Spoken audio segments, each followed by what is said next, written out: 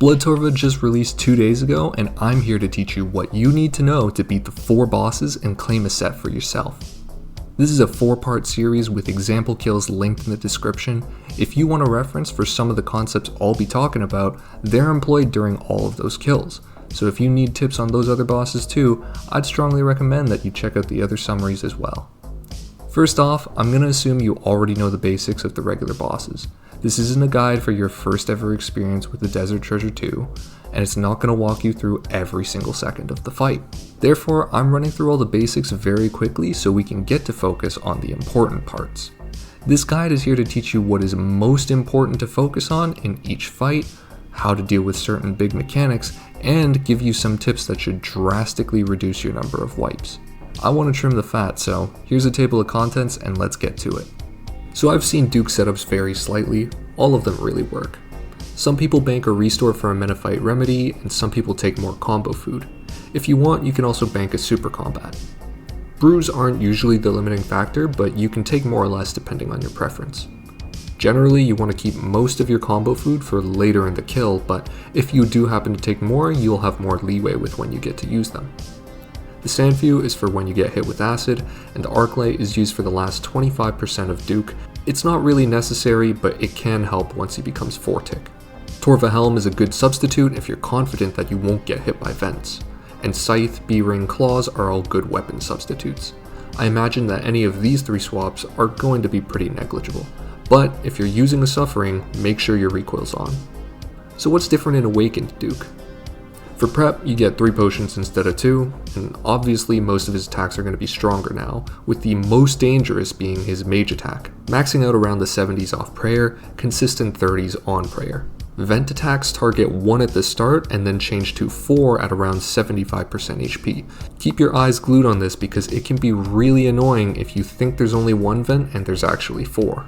He also starts spitting acid on you after a vent sequence, anywhere from around 65% of his health left. If you've done Olm, it's the same thing as acid running, but this time it hits about 12 damage every tick you're standing still. Lastly, he's got Shadow Orbs spawning on the first row of melee tiles, and if they hit you, they'll deal about 25 damage. At around 25% HP, he also attacks a tick faster, and even though that happens in regular Duke anyway, it's definitely worth remembering here. But otherwise, he's pretty similar to the regular one. So the overall strategy for Awakened Duke is predicated on one concept: never tank mage hits. Tanking mage hits will erase your food supply, and they're pretty difficult to flick while forcing a melee. So what this means is, if you tank one mage attack, you're likely to tank another one, since a lot of people are too busy hitting the prayer to get back in melee range.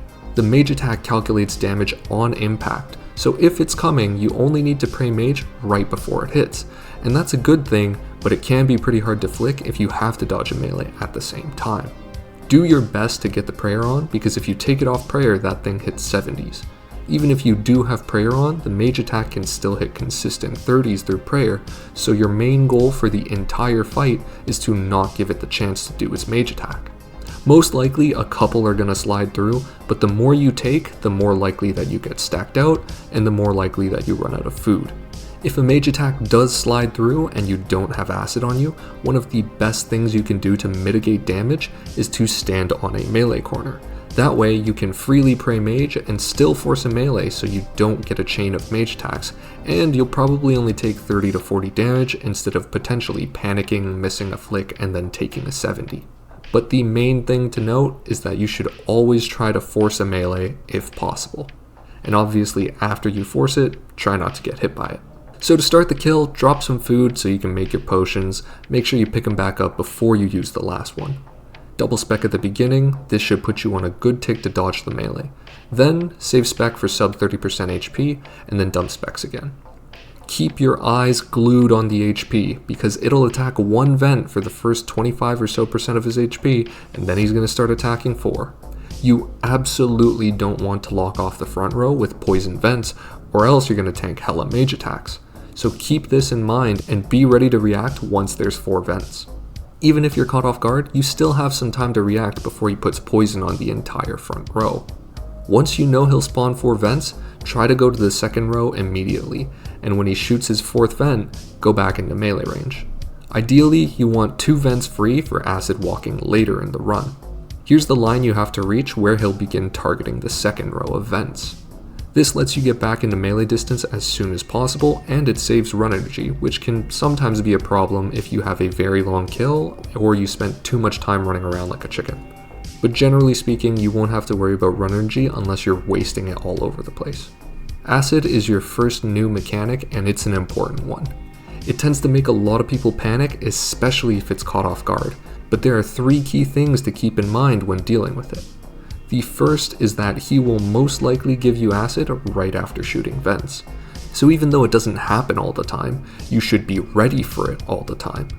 The worst thing you can do if you have acid is to panic and run across all the tiles. Now you can't see the ground spikes for the melee, you're taking extra damage, and you're panicking. Be ready for acid after every vent. Next is arguably the second most important thing to remember in the entire fight. This is that 4 ticks after you get hit with acid, he will check for melee distance. This means the second you hear or see acid on you, you need to start counting down on when you have to hit him again. An easy way to do this is to already be walking when you get acid. After moving 4 tiles, click the boss. Visually speaking, this would mean 3 acid tiles are visible when you should click him, and if you weren't moving when you got hit, that's fine too. You can count the times that you got hit by acid as a tile. So here I wasn't moving when I got acid, but I took 1 hit splat, so I knew I was 1 tick late. This meant I had to move for 3 ticks instead of 4 before I hit him. If you lose serious count and you're still not sure when you should attack, it's perfectly okay to just go early and walk alongside Duke, or even stand still and wait until you trigger the melee. Because the third thing to keep in mind about the acid is that it is way less important and way less dangerous than tanking a mage hit. Unless you're 20 HP and just bathing in acid, it's probably not going to kill you. If you have to tank 3 or 4 acid hits to get into the cycle with Duke's melees, then that is worth it. If I'm 70 HP and I just got hit with acid, absolute worst case scenario, I stand still for 4 ticks and lose 50 to 60 HP. Which you know damn well I'm eating while I'm standing there, so I know I'm not going to die. However, if I take this mage hit and I miss the prayer, 70. And maybe while I'm prayer flicking, I stopped moving, so I get stacked out with some of the acid too. And maybe while I'm dodging the acid and flicking the prayers at the same time, if I'm not in melee distance, it's going to shoot another mage attack. When you give Duke the opportunity to shoot a mage attack, it creates a ton of uncertainty and unpredictability. I don't know how much it'll hit, I have to get in melee distance and dodge the spikes, but I also have to pray at the same time. It's just not worth dealing with all of that to avoid 20, maybe 30 damage of acid. If you have to tank a bit of acid to stop a mage attack, do it. Click him early, stand a couple ticks in acid, rag some tiles, whatever it is. You'll take maybe 30 damage, but now you're going to be in melee cycle, and from there you'll be able to recover just fine. The next mechanic are the Shadow Orbs. They spawn around 30%, but they only hit about 25.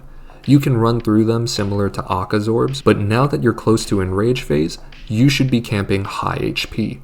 So if you have to tank a few, it's usually not that big a deal. Not getting mage attacked and not tanking a melee are still your most important goals. If you're locked into a corner during the gaze and you see that an orb is about to spawn, the timing for skipping through the orb is to click as soon as the orb manifests. As demonstrated on screen, once you're done with the skip, you should try and step back into the corner to force Duke to melee again. After all, there is a slight chance that he will mage attack while you perform the skip. At around 25% HP, Duke goes into Enrage and starts hitting a tick quicker. This can get hectic, so stay high HP, brew every time you get vents, and combo eat if you're below 75 HP dealing with multiple mechanics simultaneously. Now this is where the Arclight can be useful. If you're not confident in counting ticks, it's advised to switch into Arclight so you can stay in cycle when you have acid and you want to melee Duke at the same time. Vents are very frequent in Enrage, so be ready to react. And remember, your most important goals are to not tank mage hits and obviously don't get hit by the melee. If you can manage that, Duke has very little KO potential. But you might make the occasional mistake, and that is why you have your combo food. And the last tip to include is that when entering Duke, currently there is a known bug where you won't be able to start the Duke fight if you enter and immediately turn on a prayer. To avoid losing orbs for absolutely no reason, once you enter, stay completely stationary and don't touch your prayers until you can see that you can withdraw the pestle and the pickaxe from the wall. I've seen a ton of people lose orbs to this, and while we aren't 100% sure on what causes it yet, we have a general idea, and it'll hopefully be fixed soon because the JMods are already aware of it.